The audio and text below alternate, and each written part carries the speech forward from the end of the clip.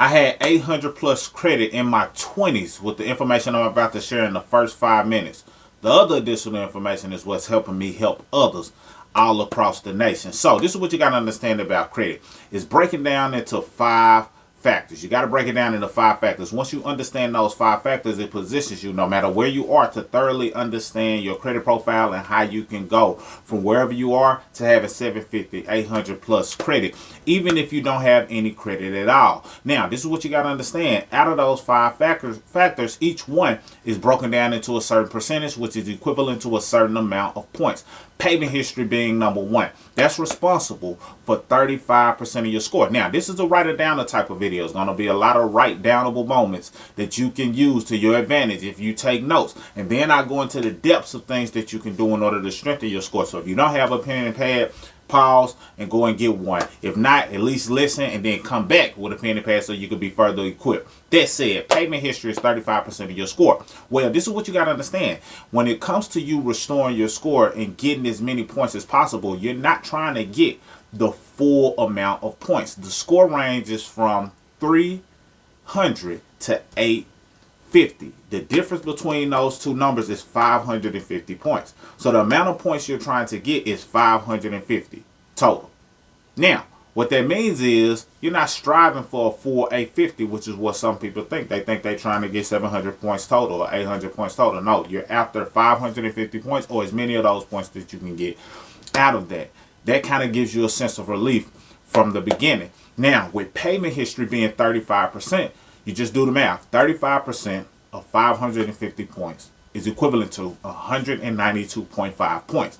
That means that that's the max amount of points that you can get from payment history.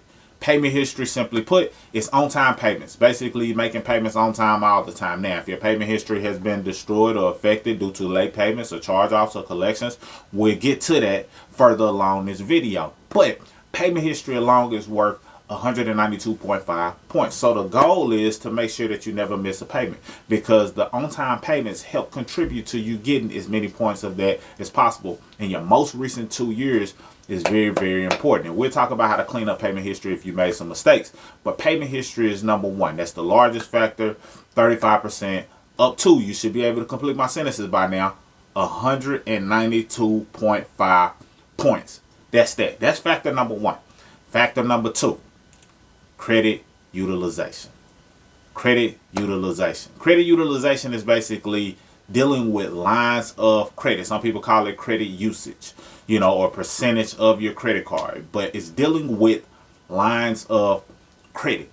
Credit cards primarily. A lot of times when you're dealing with credit utilization, it's centered around credit cards. But it can also be lines of credit as well, because it's considered to be what's known as revolving credit. Revolving credit is that credit that never truly gets paid off. For example, with a car note or a home or a mortgage, that's installment loans. That's installment debt. You have a certain amount of payments, and then ultimately that account is paid off in full. With revolving credit, you're able to use it, pay it off, use it, pay it off, use it, pay it off. So you're never truly paying it off. You're just using a certain amount, you pay it down, and you're still able to reuse what you just paid down.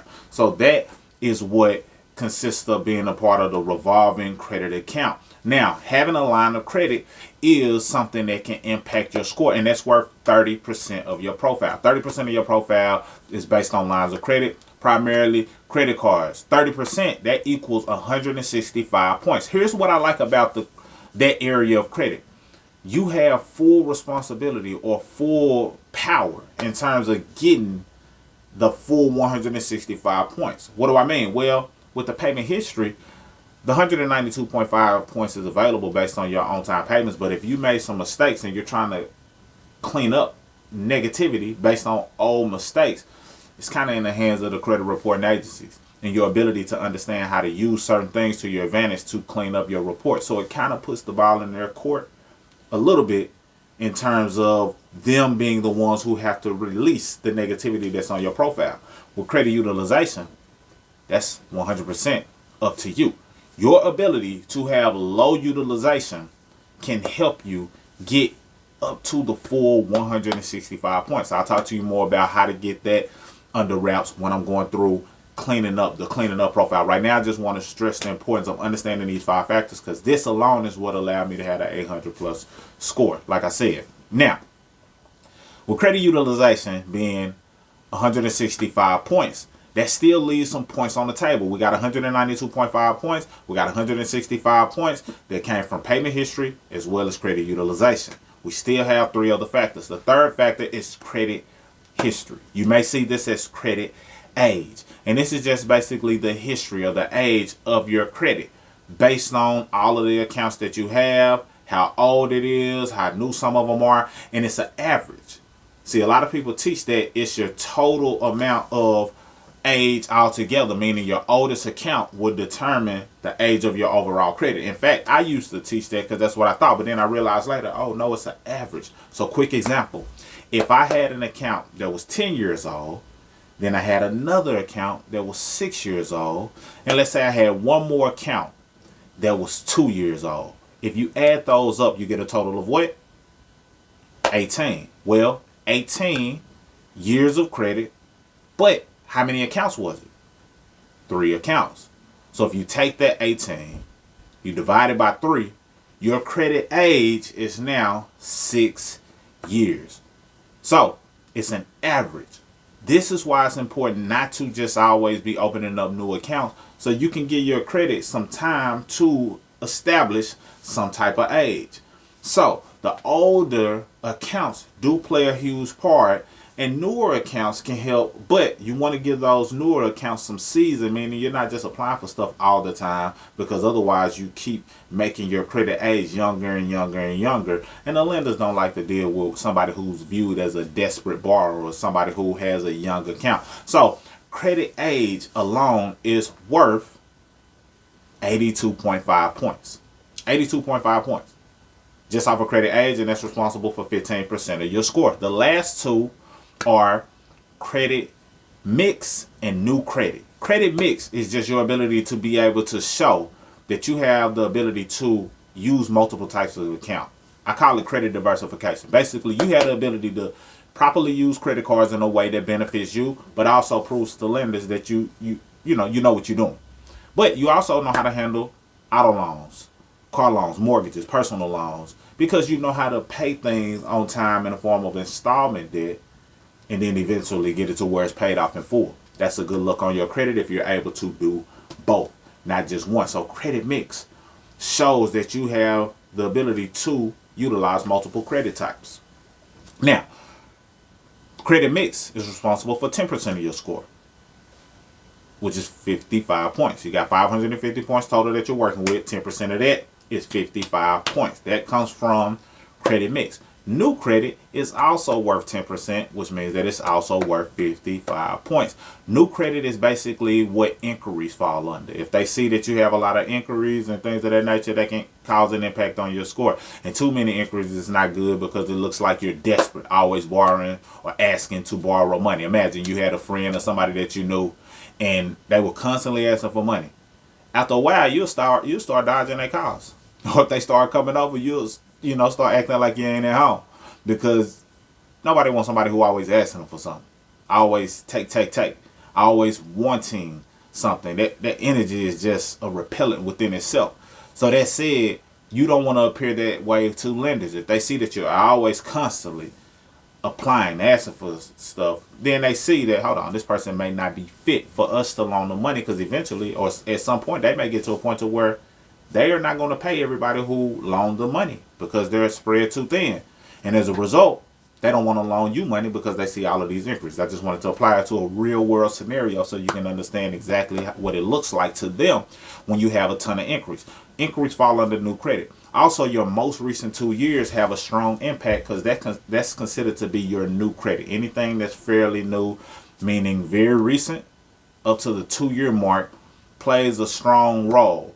Your payment history in your most last year or two has a stronger impact than your payment history from 10 years ago. So with that being said, you knowing that, now you understand, okay, I need to make sure from this day forward, all of my recent activity is showing positivity, so I can get the best bang for my buck, best bang for the amount of money that I'm spending on different things. Now that being said, with New credit being 10% and 55%. All of that put together, that gives you that 550 points. And that sets the foundation. Now that you got the foundation of all of those 5 factors, now let's talk about how to build credit if you've never had credit before and you're starting from scratch. With some people, like if they're students, college students, just hit 18 or just haven't utilized credit and they've only been dealing with cash, they may not have a credit score at all. So they need to understand how to get up to the 550 points. And it all starts with you understanding those 5 factors. And the reason why I like to lay that foundation is because there's so much good information out here, but it's a lot of fluffy information out here as well. And if you understand the 5 factors, then it positions you to be least likely to be bamboozled. If you know that you already have some good things going on in the area of payment history or credit utilization, then you're not going to fall victim to somebody telling you you need to buy a trade line, because you already got that under control. You already know what to do in order to establish your own personal trade lines without having to borrow or leverage someone else's. Not to say they can't work. We'll talk about that. But you just got to understand when certain information is not applicable to you.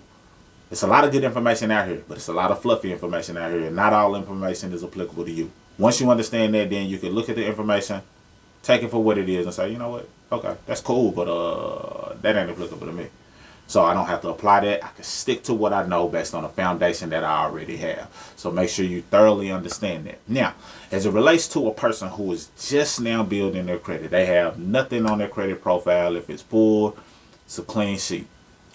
What do you need to do? Well, you need to focus on building credit based on the 5 factors. So obviously you need to get something that allows you to make payments so you can establish some payment history. Obviously you need to position yourself to get some type of line of credit or credit card so you can establish that.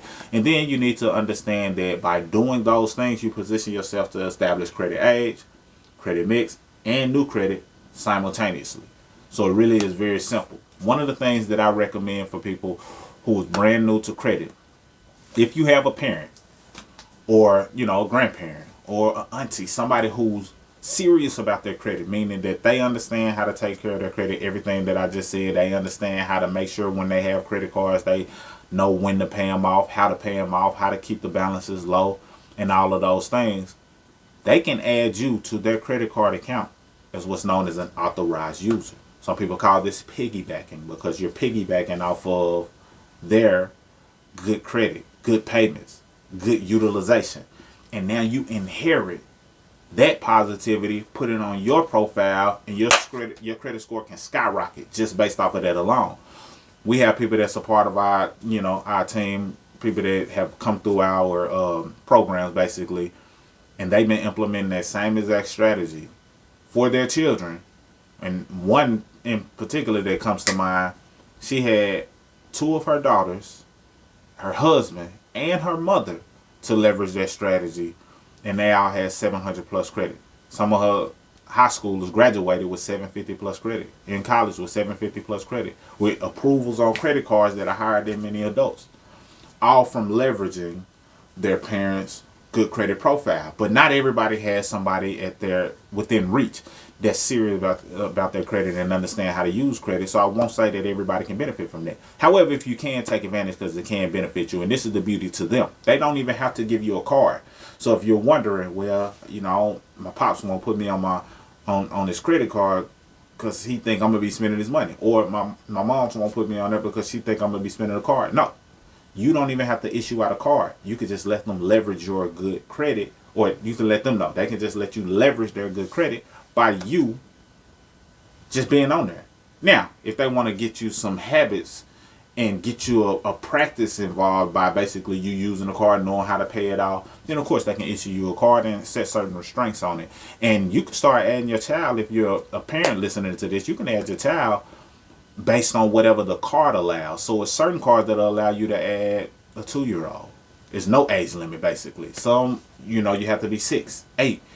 Teenager. So look at the card and see what it allows, because that can be something that allows you to pass down good credit versus not having a strategy at all. So that's a key point. Now, this is what you also understand with building credit. Another thing that I recommend is self-lender.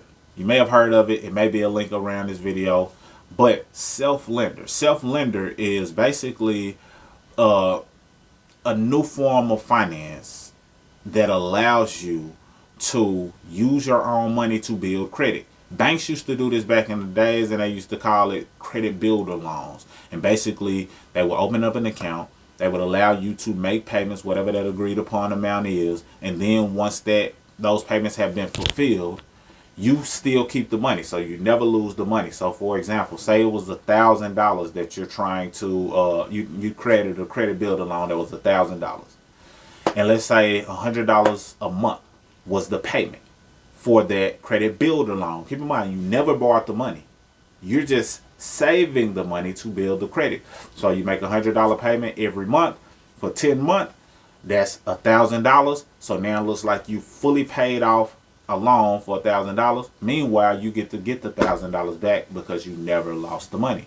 Well, the self-lender allows you to do the same thing. They open some type of escrow account. They're allowing you to make payments, and then whatever that amount gets to, you can start as low as $25 a month. And I've seen this help boost clients' credit significantly, especially if they had no positivity on their credit profile. What do I mean? Brief example. Had a guy, he had all negatives on his report, nothing positive. I said, hey, you need to open up a self-lender. You can do as little as $25 a month. And once it reaches a certain point, this is going to help your profile, XYZ. He implemented that. We were able to get a negative item deleted, which I'll talk more on later. His score went up over 200 points, 225 points to be specific, within a 30-day window. So this is how powerful this can be. Self-lender reports to all three bureaus, all three credit reporting agencies to be specific. And now when they report that you're making on-time payments. So that's helping your payment history. They're reporting that you're able to use this as an installment loan, or basically it's considered to be an installment loan. So that's helping with your credit mix. It's also helping with your new credit. It's not quite typing in the credit utilization yet, but it can, because eventually what they'll do is roll that over into a secured credit card. So you're understanding these 5 factors and how they play a part. You got your payment history, your credit mix, your new credit in the works based on these things. Now, when you have a secure credit card, and this could be with the money that rolled over from you making the on-time payments with self-lender, now you're tapping into that 165 points, which is that 30% that we talked about earlier. Now, when you start developing that secure credit card, you're able to use it, pay it off, use it, pay it off, and tap into that up to 165 points. I also have some other secure cards that I recommend, but the goal is to get you to a place to where once you're proven that you know how to leverage and use credit in a way that proves your credibility, your ability to make on-time payments over time, now you're in position to apply for a credit card, and that credit card could position you to tap into getting access to credit without putting your own money down. There are ways to do that on the front end, which we'll get into, but just using that self-lender account, you can roll that money over into a secure credit card, and now you're starting to build up some credit in that area. Now, how a secure credit card works is you're putting the money up. So say you put $200 down on a secure credit card. Now, this is outside of the self-lender. Self-lender, they can roll the money over based on the money you've been stashing. Say it was $300. They turn it into a secure credit card. But the same can be done with other secure credit card companies that offer it. You know, big companies, small companies, a lot of different credit companies offer secure credit. Say you put down $200. Now, the key to credit cards in general, whether it's secured or unsecured, is using it properly. Understanding the game of the credit cards. And when you use it properly, this is how you tap into getting yourself higher limits and maxing out that 165 points. Because truth be told, you're not going to get up to 165 points just off of a secure card alone. They like to see higher limits over time, and you having limits that are increasing. That's what's going to help you really tap into that 165 points that are available. That's it. The way you want to go about paying the credit cards in a way that best helps you is understanding, number one, what the limit is.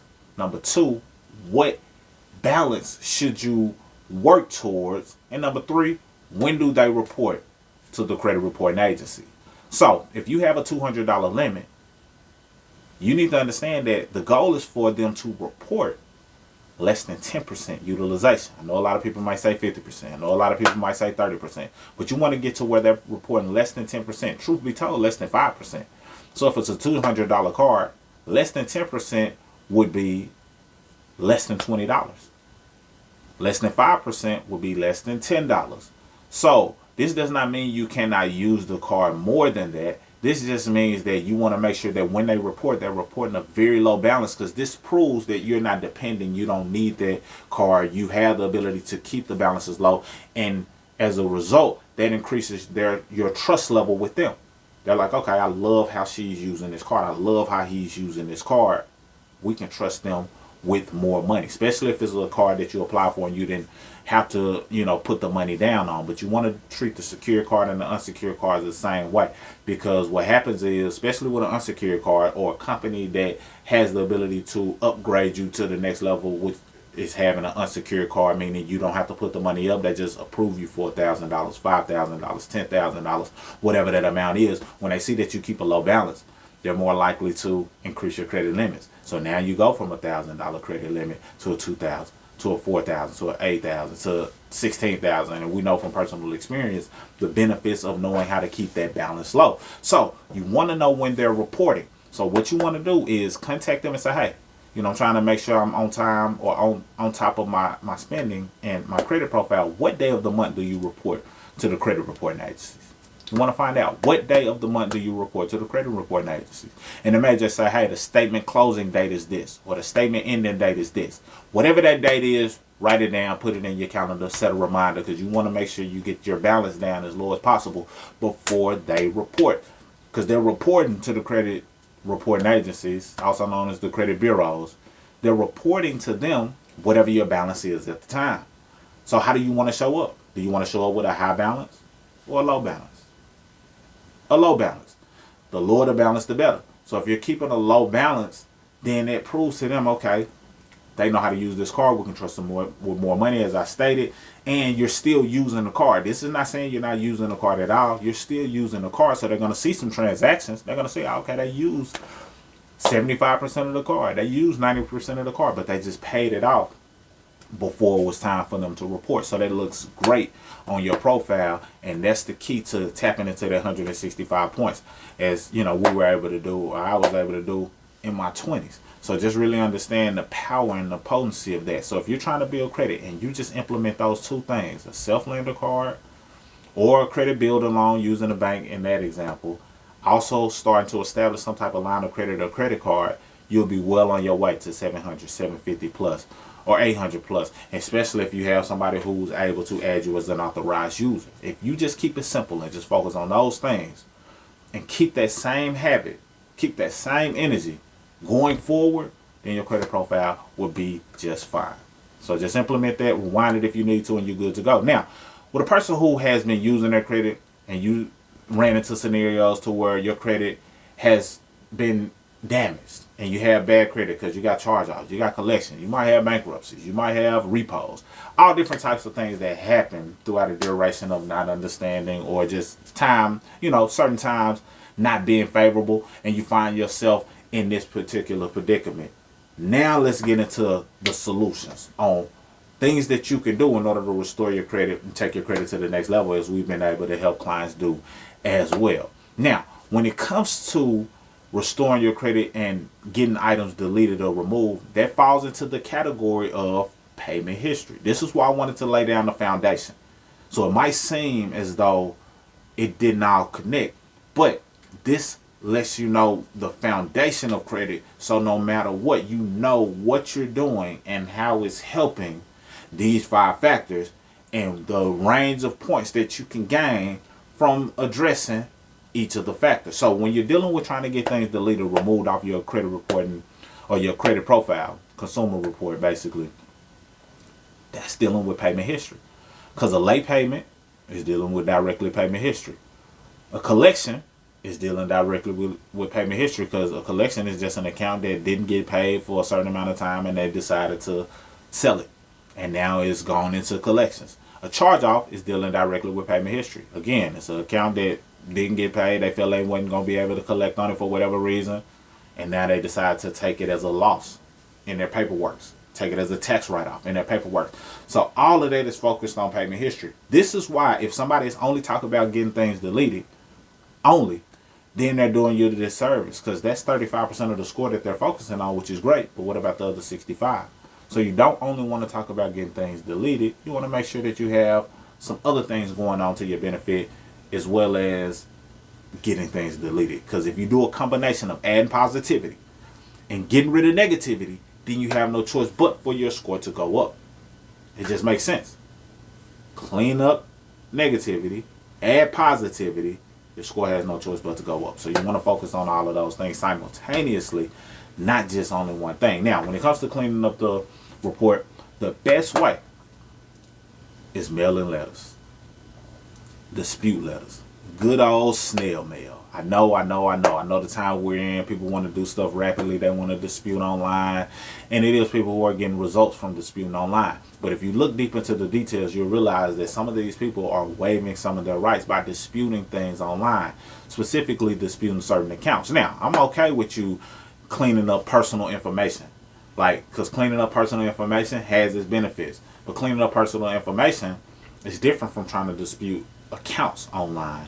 But cleaning up personal information, whether you called and got them to clean up your personal information, whether you did that portion online, I'm okay with that because a lot of times that can help. But when it comes to disputing items specifically, mail is going to be the best method. Now, I'm going to give you a framework of how you can go about disputing. Then I'm going to add a little season to it if you want to go a little more high level in terms of ways to get things cleaned up off your report. I'm taking you on the journey so you can understand the phases, and that way you can implement on a simple level first. Then get to a place where you're like, okay, let me double down and now have a better understanding. So when it comes to disputing items and getting things deleted, the main thing that getting things deleted off your credit profile is something that's shown to be inaccurate, outdated, unverifiable. Inaccurate, outdated, unverifiable. But also code violations as well. I'll get into that later.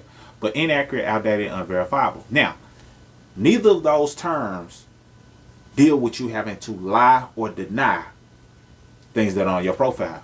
And I say that because a lot of people are lying or denying when it comes to restoring their credit. And I get it. Some people are like, hey, YOLO, you just want to get it out so I can go ahead and get that BMW out. Okay, cool. But if that could put you in a predicament because somebody lied and said that you were a victim of sex trafficking just so they can clean up your whole report, and that comes back to haunt you in the form of a fine or whatever the case may be, was it really worth it?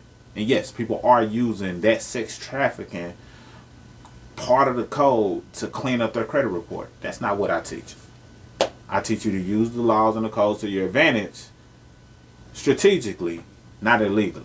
There are some people also just doing police reports and say, hey, I was a victim of identity theft. Let me delete everything. Now, if you were truly a victim of identity theft, which that is something that happens, then by all means, use that and, benefit from that. But a lot of people are just saying it just to be saying it, and people have gotten in trouble for that as well. Now, if you understand that things that are unverifiable, inaccurate, or outdated can be removed, then it's just a matter of looking at your report and saying, hold on, this is outdated, this is old. Let me aim to get that removed. Hold on, this is inaccurate. Doesn't matter what the inaccuracy is. It can be the date. It can be the balance. It can be the last activity date. It can be certain names and things associated with it, wrong addresses, a lot of things that, you can look at and say, hold on, these items are inaccurate.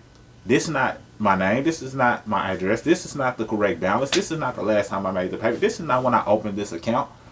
These are inaccuracies.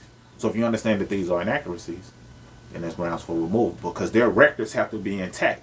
If their records aren't reporting something that's accurate, then you're supposed to remove it. You're supposed to remove all errors so you can use that to your advantage. And then when you understand unverifiable, sometimes it's just a matter of you sending out a letter, in many cases, that says, hey, I just need you to verify this item. It could be a collection or a charge off. You're not lying or denying. You say, hey, seen this on my report. It looks questionable. I need you to verify that this belongs to me. And in many cases, they're not able to verify that it belongs to you. And that's grounds for removal. So if you want to know a letter flow, this is how you want to go about it. Letter number 1 is the verification letter. On a simple level, a verification letter. You're just looking at the items that are on your report that you want to dispute, collections, charge-offs, bankruptcy, whatever. You're saying, hey, here are the items that I see on my report that's causing damage to my credit profile, my worthiness, and it's affecting me in these ways. I need you to verify that this item belongs to me. If you're reporting it, I need you to verify. That's letter number 1. 35 days later, you look at your report, see what changes have been made, see if they cleaned up anything, deleted anything, or they claim things were verified, whatever they do, because they do certain things. They may send stall tactic letters. They may send all different types of things that basically claim as though they went through a verification process when they really did. And don't worry, I'm going to put some links below so you can access a flow and some guides and even a free letter that can be used to do certain things that I'm talking about. But a lot of times they claim as though they went through a verification process and they didn't. But don't give up, because a lot of times people tap out. They said it was verified. Okay, good, because that's exactly where we want them. Letter number one, we send in a verification letter. They're supposed to verify that this belongs to you. And if they don't, then they're supposed to remove it. Now, if they claim that it was verified, after you do your refresh, you look at your report, or they sent you something in the mail saying it was verified, you send letter number two, which is the method of verification letter. Now, before I go into that, it's something very key that I want you to understand about sending letters. When you're sending letters off for yourself, it's better to send those letters via certified mail and get them notarized. Usually you can go to a library or somewhere that does notarization for free. And now you get it notarized, you sign it in front of them, and it makes this more of a legal document. And it holds a lot more weight than just sending a letter without having a notary public who has looked at it as well. So you want to get it notarized, send it certified mail. If you've never done it before, go to the post office. They'll show you step by step how to send something certified mail. Once you send that, now you are able to track it and know when it arrived, but also when they see it, they see that it was notarized. It has the stamp of approval, and it increases the odds of getting it removed. You want to do this on a regular basis. And then, of course, when you're sending your first set of letters, you want to include photo ID, proof of address, in there. Just a copy, not the official. Just a copy, photo ID, proof of address. This could be a bank statement. This can be a utility bill, etc. Just something says you have the ability to receive mail at this address and that you are you with the photo ID. You send that with it, get it notarized, send it certified. So the verification letter is number one. What is the second letter that I told you? That's right. Method of verification letter. So the method of verification letter is basically saying, okay, I see that you verified. You claim to have verified it. Prove it. What method did you use to verify it? And a good method of verification letter has a checklist of things that they're supposed to go about looking at. Like, who did you originally speak to? Did you talk to an original creditor? Did you see any direct signatures of mine? Like, there's a lot of things that they're supposed to use to go through a true method of verification. And in many cases, they're not able to do this. They're not able to do this at all. A method of verification letter is powerful. I've had several things deleted just using a method of verification letter, and that's just letter number two. Now, the goal is never to give up. Keep applying pressure. I don't care if you have to send letters for a year, or more. Keep applying pressure. But understand that in many cases, you can get the job done with a few letters. So letter number one, verification letter. Letter number two, method of verification letter. Now, when you send that method of verification letter, the method of verification letter is a little bit different, because what it does is it allows you to send or apply pressure in other areas. So like I said, you're sending a letter, and in 35 days, you're updating it. But 15 days after you send that method of verification letter, guess what? You can now send some of the creditors or collection companies that you have included in there. You can send them what's known as a validation letter. These are some write-downers. You might have to pause and really go through the flow. You can send them what's known as a validation letter. So now you're working from both ends, and you're getting them caught up in your trap. You're playing chess, not checkers, in other words. You got the letters going to the credit bureaus, credit reporting agencies, basically, Experian, TransUnion, Equifax. But now you also have letters going to some of the creditors. And you're saying, hey, I've already started the process of disputing and getting them to go through a verification process, but I need you to validate this debt. Keyword, validate. When you go to the creditors, you want them to validate the debt. The credit reporting agencies, you want them to verify. You want the actual companies to validate the debt. So now you have them having pressure applied to them, as well as the credit bureaus. It's really credit reporting agencies. That's why you see me interchangeably use it, but I know people interpret it as credit bureaus. So just so I can make sure we're on the same page, that's why I reference both. But now you got the creditors or the collection companies having to validate the debt, simultaneous to them having to verify the debt. Now, after you sent those letters and you waited the 35 days since the initial method of verification letter was sent, now you refresh your report and see what changes have been made there. Once you refresh your report, you either see, hey, things were cleaned up or not, and as you're doing this, You're building a paper trail. That's what it's all about, building a paper trail. If they have not responded to your letters, the next letter can be a no response letter. That's one angle to go. If they have responded with some things that, didn't look a certain way, the next letter would be a violation of rights letter. This is a FCRA violation of rights letter. And I get more into the codes because I told you I wanted to keep it simple, but then go high level. But the violation of rights letter say, hey, y'all didn't go through verifying this properly. My rights have been violated. And when you understand that your rights have been violated, this is also putting them on notice that you know that you have the right to sue due to them violating your FCRA rights, which is the Fair Credit Reporting Act. The Fair Credit Reporting Act has a list of codes that show that when it comes to credit, it's a certain way that they need to operate. It's a certain way that their records need to be in order for them to stay in business, in order for them to be operating in a fair manner. Long story short, simply put. So the Fair Credit Reporting Act is something that you're able to use to your advantage and say, hey, I think my rights have been violated. Now, the other act that helps is the FDCPA, which is the Fair Debt Collection Practices Act. This is applicable to the collection companies, these debt collectors. This holds them accountable. That says, hey, there's certain things that you need to do. You can't just add something out after deleting it without giving them some proper notice that you're going to add it back. It's called a 5-day reinsertion violation. Look that up.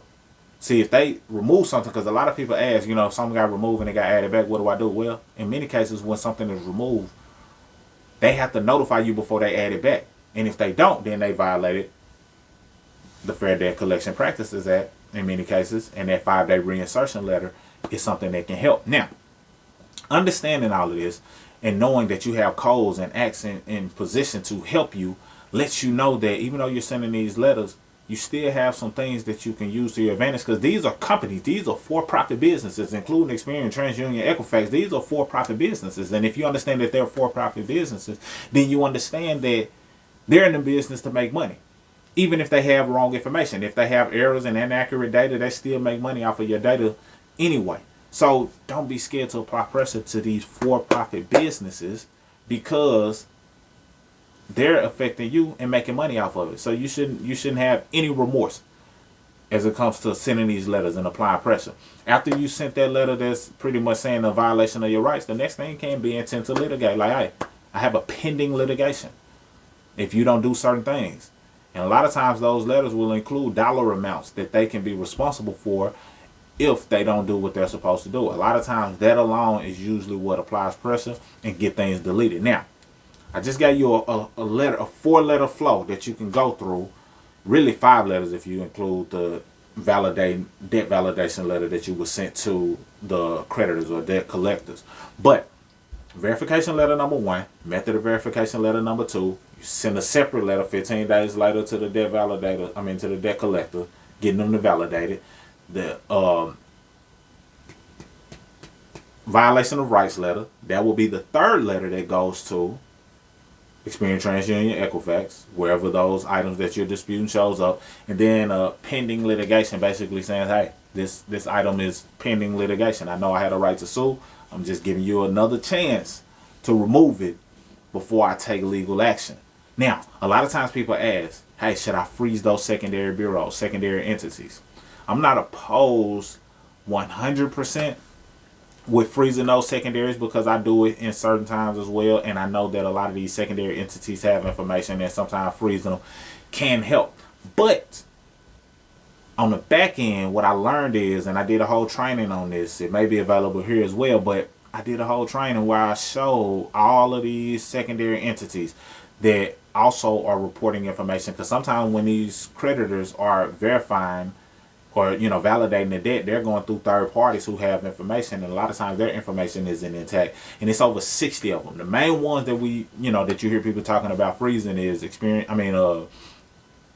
Innovis, LexisNexis, ARS, CoreLogic, and a couple of them have merged, and SageStream. Those are the main ones. Where's over 50 of them. And if you get to looking at the list, and this is available on the FCRA page as well, where they talk about the pretty much all of the secondary entities, and it's an updated one that I did a video on, and basically it shows that some of these entities are partnered with Experian, Equifax, and TransUnion. Some of them are even owned by them. when you dig in deeper. So if they're partnered with them and they're owned by them, do you really think that freezing them is going to actually be in your favor? They still have the data. They still have the information.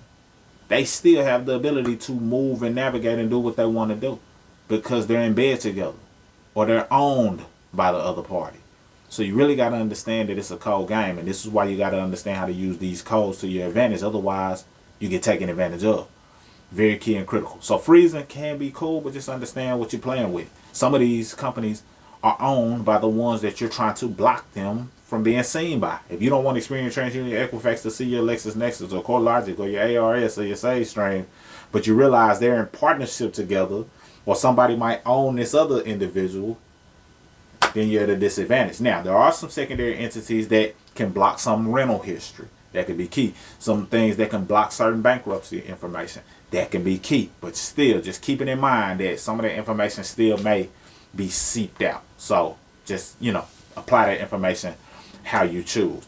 That's the process of cleaning up payment history. Meanwhile, you're still making on-time payments with your open and active accounts. So never stop. Even though you're disputing certain things on your report, never stop making on-time payment with your open accounts. Because credit restoration is not a matter of you figuring out how you can get away from paying loans or things that you signed or agreed to pay. This ain't that. We're not trying to create a culture of people who are not taking accountability and responsibility. If you applied, you said you were going to pay, okay, go ahead. Now, there's some different codes and different things that people do on that level.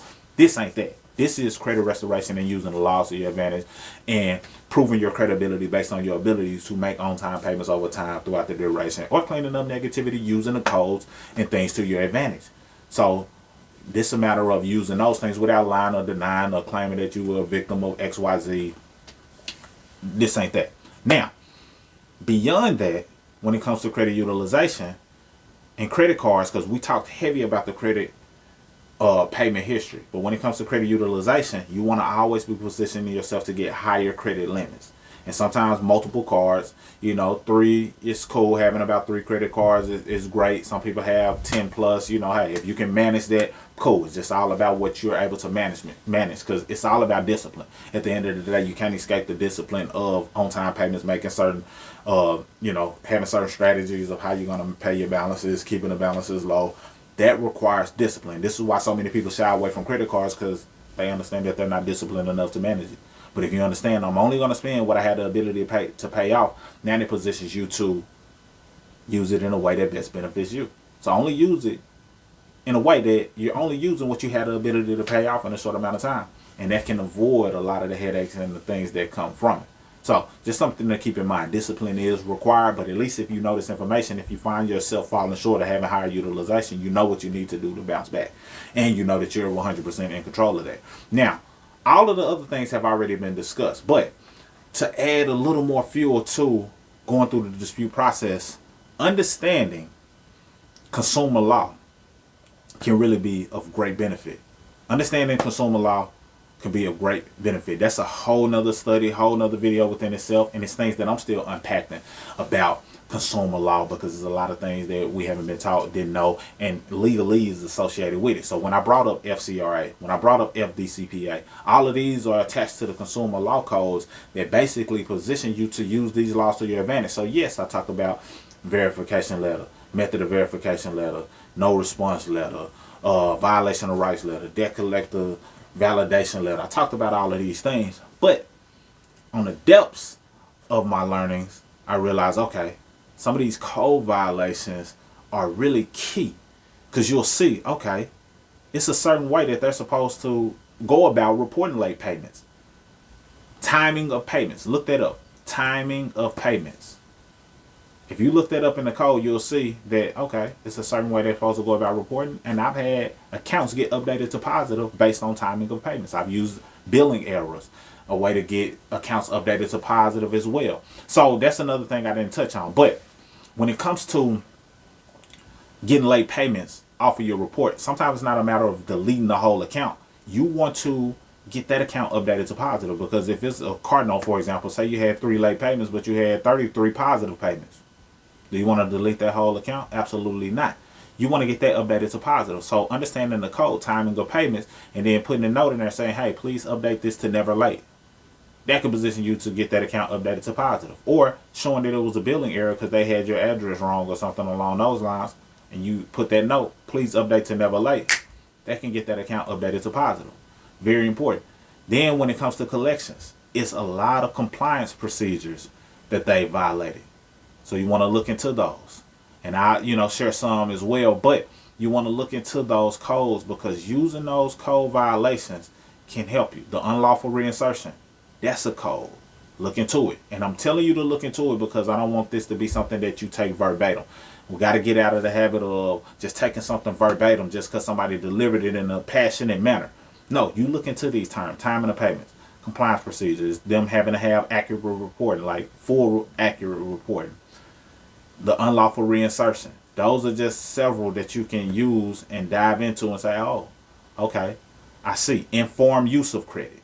Look that one up because a lot of times they use your credit without your informed use, and it's a certain way they got to go about doing it. So look these items up, and it'll unpack a web of possibility. But I gave you the simple way, the simple dispute process in order to position you to take your credit to the next level in terms of getting things cleaned up and deleted and using snail mail, mailing it a certain way, certified, notarized, but also understanding how to properly build credit as well, even if you haven't had any credit at all. So replay this video, share this with somebody who you feel may benefit. I've compacted a lot of knowledge that I've learned over the past 10 years as it relates to credit that has helped me have 800 plus credit, but also helping others create a lot of deletions, a lot of positivity on their report, and get themselves in a position to buy homes, buy cars, and qualify for the things that they want to qualify for using this knowledge. I have some freebies down below. Let me know if it's anything in particular that you would like me to cover. But take advantage of everything that's been given to you because that can help you take your credit from low to high, from 350 to 850. Mr. Smith signing out. Salute.